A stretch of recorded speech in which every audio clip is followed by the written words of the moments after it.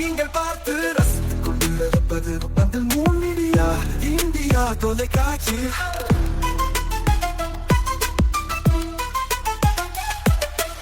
நீங்கள் பார்த்து ரசித்துக் கொண்டிருப்பது உங்கள் மீடியா இந்தியா தொலைக்காட்சி. நீங்கள் பார்த்து ரசித்துக் கொண்டிருப்பது உங்கள் மீடியா இந்தியா தொலைக்காட்சி. நீங்கள் பார்த்து ரசித்துக் கொண்டிருப்பது உங்கள் மீடியா இந்தியா தொலைக்காட்சி.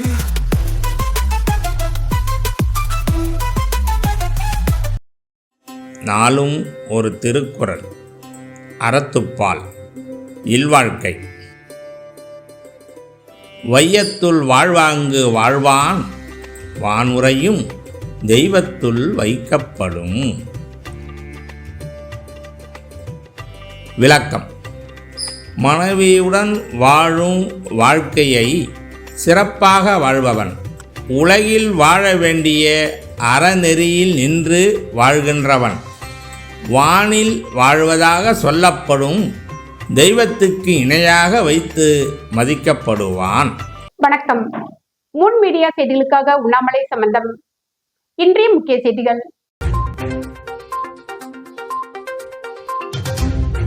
புதுச்சேரிக்கு மகத்தான திட்டங்களை மோடி அறிவிக்க உள்ளார். சிபி ராதாகிருஷ்ணன் பேச்சு.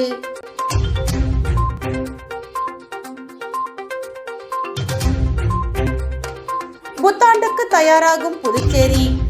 வண்ண விளக்குகளால் தனியார் விடுதிகள் அலங்கரிப்பு.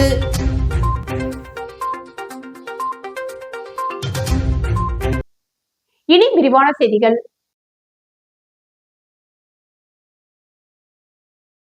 தமிழ் மற்றும் தமிழர் மீது கொண்டுள்ள பாசத்தின் காரணமாகத்தான் ஸ்மார்ட் சிட்டி திட்டங்கள் தமிழகம் புதுச்சேரிக்கு மிக அதிகமாக ஒதுக்கப்பட்டுள்ளதாக குடியரசு துணைத் தலைவர் சிபி ராதாகிருஷ்ணன் தெரிவித்துள்ளார். மேலும் புதுச்சேரிக்கு மகத்தான திட்டங்கள் வரவுள்ளதாகவும் அடுத்த முறை பிரதமர் மோடி புதுச்சேரிக்கு வரும்பொழுது அந்த திட்டத்திற்கான செயல் வடிவம் கிடைக்கும் என்றும் அவர் தெரிவித்தார்.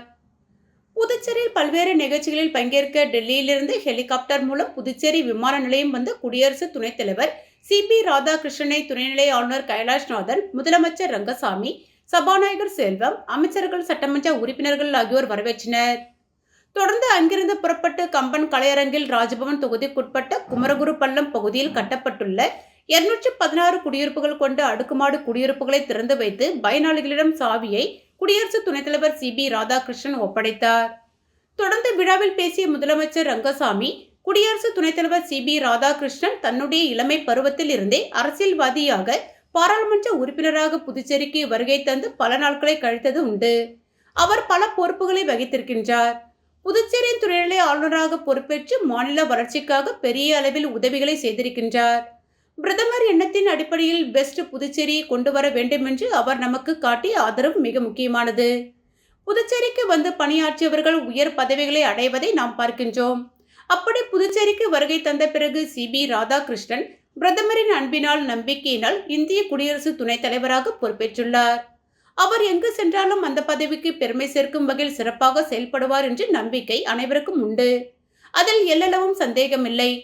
அவர் பாராளுமன்றத்தில் எம்பிக்களை கட்டுக்குள் வைத்திருப்பதை பார்க்கும்பொழுது வியப்பாக உள்ளது. அதற்கு முக்கிய காரணம் அவரது அனுபவம்தான். அதற்காக அவருக்கு புதுச்சேரி மாநில மக்களின் சார்பில் நன்றி தெரிவிக்கின்றேன். அவருக்கு இறைபக்தி அதிகம். கடவுளின் மீதான நம்பிக்கைதான் சிபி ராதாகிருஷ்ணனை இந்த நிலைக்கு உயர்த்தி உள்ளது என்பது உண்மை என்றார். தொடர்ந்து பேசிய துணைநிலை ஆளுநர் கைலாஷ்நாதன், சிபி ராதாகிருஷ்ணன் மாநிலத்திற்கோ ஒரு பகுதிக்கோ சொந்தமானவர் இல்லை. இந்திய நாட்டின் குரலாக உயர்ந்திருக்கிறீர்கள். இந்திய ஜனநாயகத்தின் அரசியல் ஒழுக்கத்தின் அடையாளமாக இருக்கிறீர்கள். நீங்கள் இந்த மண்ணுக்கும் மக்களுக்கும் புதியவர் இல்லை. நீங்கள் இங்கு பொறுப்பில் இருந்தபோது தலைவராக மட்டும் பார்க்கவில்லை, வழிகாட்டியாக, மூத்த சகோதரனாக, நம்பிக்கையுடைய தலைவராக பார்த்ததுண்டு. அரசியலுக்கு அப்பாற்பட்டு மனிதனையும் நிர்வாகத்தில் நேர்மை கொண்டவராக பார்த்தது. புதுச்சேரி மக்கள் அன்போடு நினைவு கூறும்பொழுது உங்களின் பதவியின் பெயரை சொல்லவில்லை, உங்களின் பெயரைத்தான் பெருமையுடன் சொல்கின்றனர். அதுவே வாழ்வின் பெரிய விருது. இளைஞர்கள் உங்களை முன்மாதிரியாக பார்க்கிறார்கள். உங்களது வாழ்க்கை கரைப்படியாத ஒழுக்கம், உழைப்பு, பொறுப்புணர்வு என்ற மூன்றும் சங்கமமாக இருக்கிறது. இளைஞர்களுக்கு நீங்கள் சொல்லும் ஒவ்வொரு வார்த்தையும் ஒரு பாடமாக மாறும் என்றார். தொடர்ந்து விழாவில் பேசிய குடியரசு துணைத் தலைவர் ராதாகிருஷ்ணன் பேசும்பொழுது, புதுச்சேரி இந்திய நாகரிகம் மட்டுமல்ல, அன்பையும் அரவணைப்பையும் காலம் காலமாக வெளி உலகத்திற்கு பறைசாற்றும் பெருமைமிக்க நகரமாக விளங்குகிறது. புதுச்சேரியின் பெருமையை பேச எவ்வளவு நேரம் வேண்டுமானாலும் எடுத்துக்கொள்ளலாம். எல்லோரையும் வரவேற்கின்ற நகரமான புதுச்சேரி அமைந்திருக்கிறது. யாதும் ஊரே யாவரும் கேளீர் என்ற கணியன் பூங்குன்றனாரின் 2000 ஆண்டுகளுக்கு முன்பு ஒலித்த குரல், அதனை பிரதமர் ஐநா சபையில் ஒலித்த போதுதான் உலகம் தமிழ் எழுத்தினுடைய உயர்ந்த விருந்தோம்பலியும் பண்பாட்டையும் பாசத்தையும் உணர்ந்து கொண்டது. அதே சிந்தனை இம்மண் கொண்டுள்ளது. புதுச்சேரியில் கலாச்சார மேன்மை பாதுகாக்கப்படுகிறது. இந்த மண்ணில்தான் பாரதியார், வ.வே.சு. ஐயர், பாரதிதாசன் ஆகியோர் தமிழை அறிவுச் சுடராக மாற்றினார்கள். அதனால்தான் இன்றைக்கும் கூட நாம் அந்த தனித்துவத்தை புதுச்சேரியின் பால் வைத்து போற்றி பாதுகாக்கின்றோம். புதுச்சேரியில் துணைநிலை ஆளுநராக குறுகிய காலமே இருந்தாலும் அவையெல்லாம் மிகப்பெரிய மனநிறைவை தந்த காலகட்டம். அது எனக்கு கிடைத்த பெருமையாக நான் கருதுகிறேன். தமிழ் மீதான பிரதமர் மோடிக்கு இருக்கும் அளப்பரிய பாசத்தை இன்றைக்கும் வெளிப்படுத்தி கொண்டிருக்கிறார். கடந்த முறை வானொலியில் பேசும்பொழுது தமிழ்தான் மிக தொன்மையான இந்திய மொழி என்று உலகுக்கு பறைசாற்றினார். தமிழ் மற்றும் தமிழர் மீது கொண்டுள்ள பாசத்தின் காரணமாகத்தான் ஸ்மார்ட் சிட்டி திட்டங்கள் தமிழகம் புதுச்சேரிக்கு மிக அதிகமாக ஒதுக்கப்பட்டுள்ளதாகவும், மிக விரைவில் புதுச்சேரிக்கு மகத்தான திட்டங்கள் வர உள்ளதாகவும், அடுத்த முறை பிரதமர் மோடி புதுச்சேரிக்கு வரும்போது அந்த திட்டத்திற்கான செயல் வடிவம் கிடைக்கும் என்றார். விழாவை முடித்துக்கொண்டு பாரதியார் இல்லத்திற்கு சென்று அங்கு அவரது சிலைக்கு மாலை அணிவித்து மரியாதை செலுத்தினார். பின்னர் அங்கிருந்து புறப்பட்டு புதிதாக திறக்கப்பட்ட அடுக்குமாடி குடியிருப்பின் பெயர் பலகையை திறந்து வைத்து பார்வையிட்டு குடியிருப்பு வாசிகளுடன் கலந்துரையாடினார்.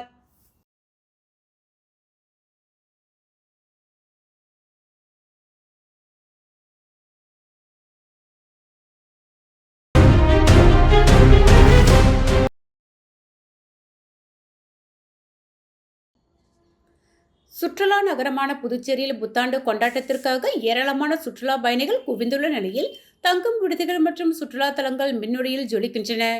மேலும் புத்தாண்டு கொண்டாட்டத்திற்கு வரும் சுற்றுலா பயணிகளுக்கு பல்வேறு கட்டுப்பாடுகளை போலீசார் விதித்துள்ளனர்.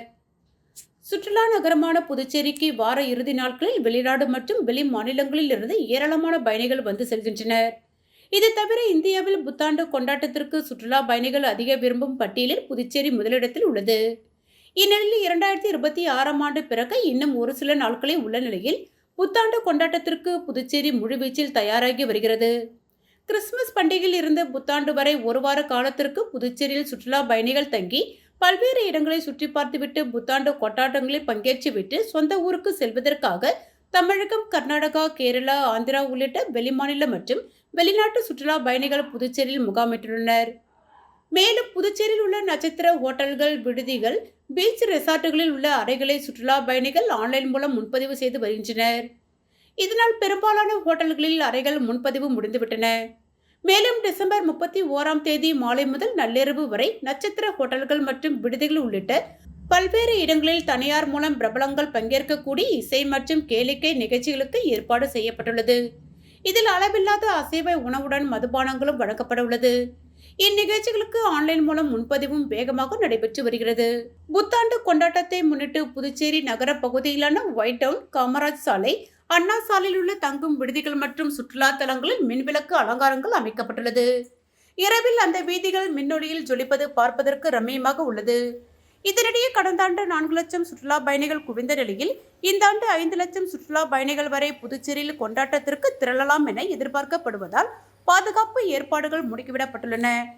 அந்த வகையில் 1500 போலீசார் பாதுகாப்பு பணியில் ஈடுபடுத்தப்பட உள்ள நிலையில் புத்தாண்டு கொண்டாட்டங்களுக்கு வரும் சுற்றுலா பயணிகளுக்கு காவல்துறை பல்வேறு கட்டுப்பாடுகளை விதித்துள்ளது. குறிப்பாக புதுச்சேரியில் புத்தாண்டுக்கு முந்தைய நாள் 31 ஒயிட் டவுன் பகுதிகளில் மதியம் 2 மணி முதல் மறுநாள் 1 காலை 9 மணி வரை வாகனங்கள் செல்ல தடை விதிக்கப்படுவதாகவும், சுற்றுலா பயணிகள் வாகனங்கள் நிறுத்த 10 இடங்களில் வாகன நிறுத்த வசதி ஏற்பாடு செய்யப்பட்டுள்ளது. அங்கிருந்து அரசு சார்பில் இயக்கப்படும் 30 இலவச பேருந்துகள் மூலம் சுற்றுலா பயணிகள் மற்றும் பொதுமக்கள் கடற்கரை சாலை உள்ளிட்ட புத்தாண்டு கொண்டாட்டங்கள் நடைபெறும் இடத்திற்கு செல்லலாம் என போக்குவரத்து காவல்துறை தெரிவித்துள்ளது. மேலும் கடற்கரை சாலையில் புத்தாண்டு கொண்டாட்டத்தின் போது கடலில் இறங்குவதை தடுக்க தடுப்பு கட்டைகள் அமைக்கப்பட்டுள்ளது. ஒருபுறம் புத்தாண்டு கொண்டாட்டத்திற்கு புதுச்சேரி வேகமாக தயாராகி வந்தாலும் போக்குவரத்து நெரிசல் சுற்றுலா பயணிகளுக்கு மட்டுமின்றி உள்ளூர் மக்களுக்கும் மிகப்பெரிய பிரச்சனையாக உள்ளது. போக்குவரத்து போலீசார் ஆங்காங்கே பணியில் இருந்தாலும் இந்திரா காந்தி சிக்னல், ராஜீவ்காந்தி சிக்னல், நெல்லித்தோப்பு, கொக்கு பார்க் சிக்னல்களில் நாள் முழுவதும் போக்குவரத்து நெரிசல் ஏற்பட்டு உள்ளூர் மக்கள் பெரும் சிரமத்திற்கு ஆளாகி வருகின்றனர்.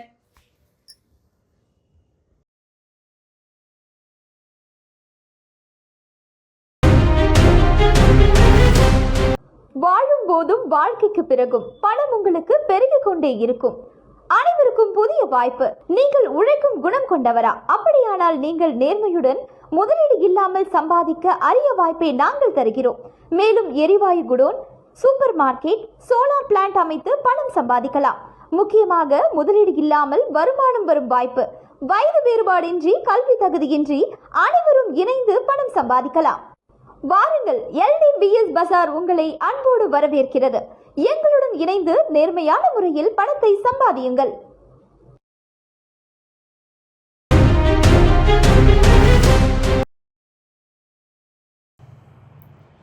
மீன்பிடிக்க தெப்பக்குளத்தில் இறங்கியவர் சேற்றில் சிக்கி பரிதாபமாக உயிரிழந்தார்.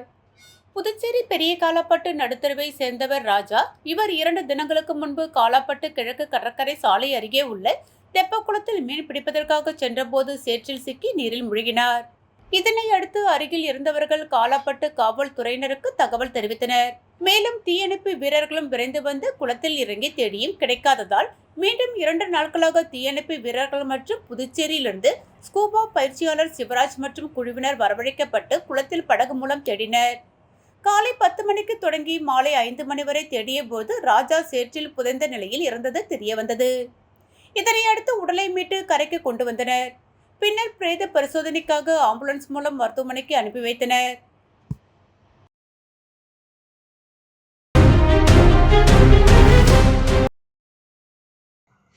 காரைக்கால் மாவட்ட பொதுமக்கள் பயன்பெறக்கூடிய வாரச்சந்தையை மீண்டும் புதுப்பித்து மக்கள் பயன்பாட்டிற்கு கொண்டு வர வேண்டுமென பிஜேபி மாநில செயலாளர் துரை சேனாதிபதி மாவட்ட ஆட்சியரிடம் மனு.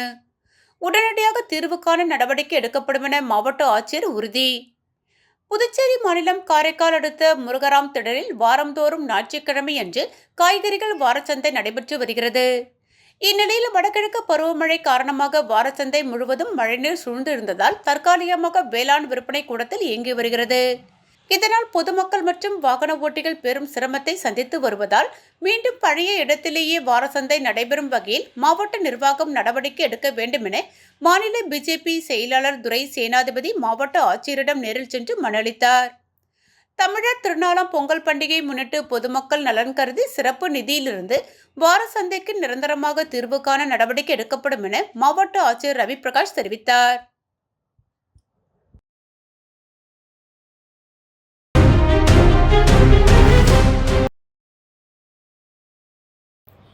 திண்டிவனத்தில் தேமுதிக தலைவர் விஜயகாந்தன் 2ஆம் ஆண்டு நினைவு தினத்தை முன்னிட்டு மாவட்ட செயலாளர் வெங்கடேசன் 1000க்கும் மேற்பட்டோருக்கு சிக்கன் பிரியாணி மற்றும் நலத்திட்ட உதவிகளை வழங்கினார்.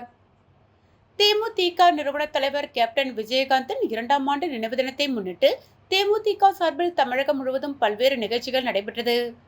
இதன் ஒரு பகுதியாக திண்டிவனம் மேம்பாலத்தில் கீழ்ப்பகுதியில் மாவட்ட துணை செயலாளர் வெங்கடேசன் தலைமையில் விஜயகாந்தன் 2ஆம் ஆண்டு நினைவு தினம் அனுசரிக்கப்பட்டது. இதில் சிறப்பு அழைப்பாளராக முன்னாள் சட்டமன்ற உறுப்பினரும் மாவட்ட கழக செயலாளருமாகிய வெங்கடேசன் கலந்து கொண்டு அலங்கரிக்கப்பட்ட விஜயகாந்தின் திருவுருவ படத்திற்கு மலர் தூவி மரியாதை செலுத்தினார். இதனைத் தொடர்ந்து 1000க்கும் மேற்பட்டோருக்கு சிக்கன் பிரியாணி வழங்கியதோடு பல்வேறு நலத்திட்ட உதவிகளையும் வழங்கினார். இந்நிகழ்ச்சியில் திண்டிவனம் நகர செயலாளர் காதர் பாஷா, மரக்காணம் ஒன்றிய செயலாளர் கனகராஜ், மாவட்ட நிர்வாகி சிவ செல்வகுமார் உள்ளிட்ட ஏராளமானோர் கலந்து கொண்டனர்.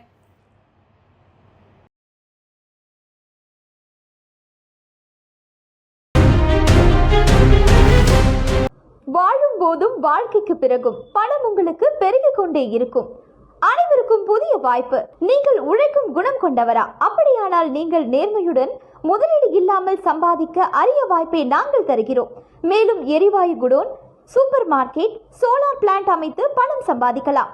முக்கியமாக முதலீடு இல்லாமல் வருமானம் வரும் வாய்ப்பு. வயது வேறுபாடின்றி, கல்வி தகுதியின்றி அனைவரும் இணைந்து பணம் சம்பாதிக்கலாம். வாருங்கள், LDBS பஜார் உங்களை அன்போடு வரவேற்கிறது. எங்களுடன் இணைந்து நேர்மையான முறையில் பணத்தை சம்பாதியுங்கள்.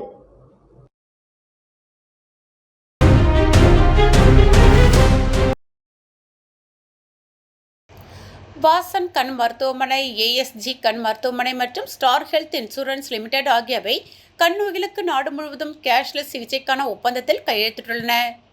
வாசன் மற்றும் ASG கண் மருத்துவமனைகளுக்கு இந்தியா முழுவதும் 170 கிளைகள் உள்ளன. 650 சிறந்த மருத்துவர்கள் நோயாளிகளுக்கு தரமான கண் பராமரிப்பை வழங்கி வருகின்றனர். இதுவரை 5 கோடி மக்கள் இவர்களின் சேவைகளை பெற்றுள்ளனர். இதில் கண்புரை, பார்வை பிழை, குளுக்கோமா, சுருங்கிய கண் சிகிச்சை, ரெட்டினா, கண் புற்றுநோய், குழந்தைகள் கண் பராமரிப்பு, நீரிழிவு retinopathy, cornea, vitrectomy, optical, contact lens ஆகியவை அடங்கும். நாடு முழுவதும் ஒப்பந்தத்தின் அடிப்படையில் வாசன் கண் மருத்துவமனை, ஸ்டார் ஹெல்த் இன்சூரன்ஸ் முகவர்கள் மற்றும் அவர்களின் குடும்பத்தினருக்காக மருத்துவமனை புதுச்சேரியில் ஒரு மிகப்பெரிய கண் பரிசோதனை முகாமை நடத்துகிறது. முகாமில் பிரபல கண் மருத்துவர்களின் ஆலோசனைகள் வழங்கப்படும்.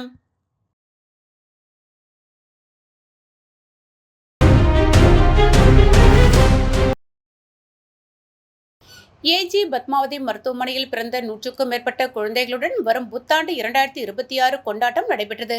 இந்நிகழ்ச்சியில் பச்சிளங்குழந்தை தீவிர சிகிச்சை தலைமை நிபுணர் சேரன் வரவேற்புரை நிகழ்த்தினார். மேலும் சிறப்பு விருந்தினர்களாக ஜிப்மர் மருத்துவமனையின் முன்னாள் குழந்தைகள் நலத்துறை தலைவர்கள் சீனிவாசன், லினி மற்றும் சண்முகநாதன் ஆகியோர் விழாவில் பங்கேற்று சிறப்பித்தனர். இந்நிகழ்ச்சியில் மருத்துவமனை நிர்வாக இயக்குனர், இணை இயக்குனர் சுமதி இளங்கோவன், பேராசிரியர் நாச்சியப்பன், ஆதி கணேஷ் மற்றும் மருத்துவமனையின் குழந்தைகள் நல மருத்துவர் முத்துக்குமார் ஆகியோர் கலந்து கொண்டனர். குழந்தைகள் மற்றும் அவர்களின் பெற்றோர் இவ்விழாவில் கலந்து கொண்டனர். இதனையொட்டி குழந்தைகளுக்கு இனிப்பு மற்றும் பரிசு பொருட்கள் வழங்கப்பட்டது. மீண்டும் இன்றைய முக்கிய செய்திகள்.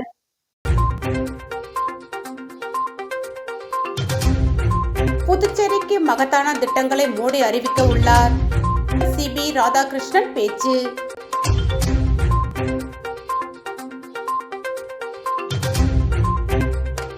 புத்தாண்டுக்கு தயாராகும் புதுச்சேரி.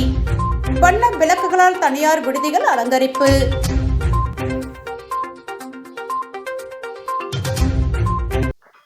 இத்துடன் செய்திகள் நிறைவடைந்தன. செய்திகளை உடனுக்குடன் தெரிந்து கொள்ள மூன் மீடியா வாட்ஸ்அப் சேனலுடன் இணைந்திருங்கள்.